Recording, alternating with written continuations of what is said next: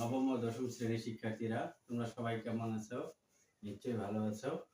আজ তোমাদের জন্য অনুশীলনী 3.2 এর 13 নম্বর অঙ্কে ক এবং খ নিয়ে আলোচনা করব।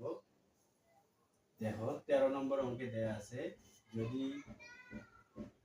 a plus b plus c সমান 0 হয় তবে দেখাও যে ক নম্বরে a cube plus b cube plus c cube সমান 3abc, এবং খ নম্বরে দেয়া আছে a plus b whole square ভাগ 3bc plus c plus a whole square ভাগ 3ca plus a plus b whole square ভাগ 3ab সমান 1 প্রমাণ করতে হবে।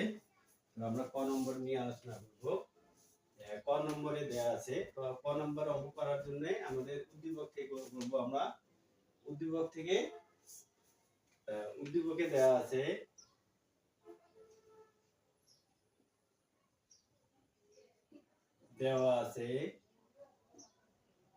a plus b plus c সমান 0।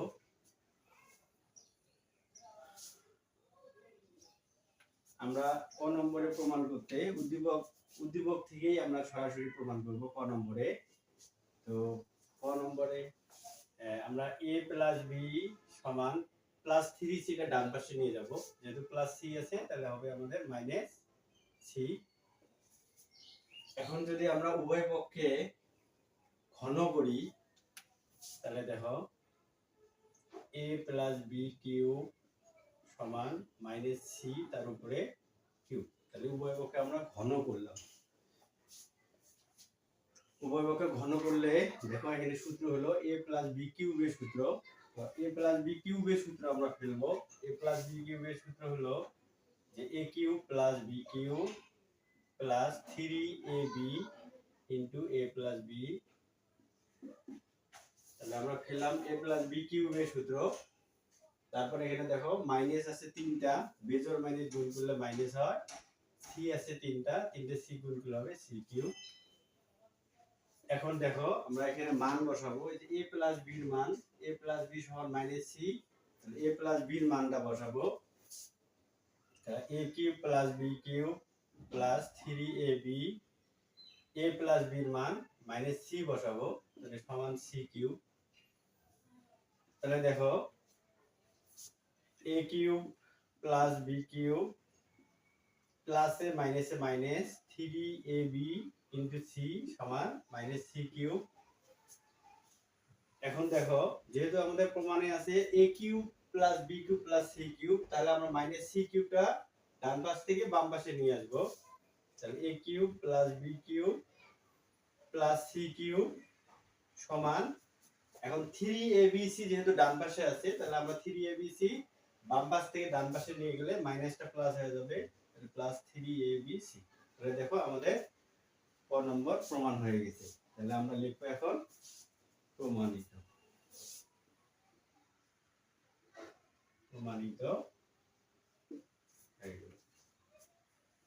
তাহলে ক নম্বর আমাদের হয়ে গেল। এবার আমরা খ নম্বর নিয়ে আলোচনা করব। তো খ নম্বরে দেওয়া আছে, খ নম্বর প্রমাণ করতে আমাদের ওই দেওয়া আছে মানটা নিয়ে করতে হবে। তাহলে দেওয়া আছে a plus b plus c সমান 0। এই খ নম্বর প্রমাণ করতে যেহেতু এই যে b plus c c plus a a plus b আছে, তো আমরা দেওয়া আছে এখান থেকে আমরা b plus c c plus a আর a প্লাস b এর মানটা আমরা বের করে নিব। তাহলে আমরা যদি যেহেতু কি b প্লাস c প্রথমে আছে, তো আমরা b প্লাস c এর মানটা যদি বের করতে চাই, তাহলে b প্লাস c টা বাম পাশে থাকলো, তাহলে a টা আমরা ডান পাশে নিয়ে যাব, যেহেতু প্লাস a তাহলে হবে মাইনাস a।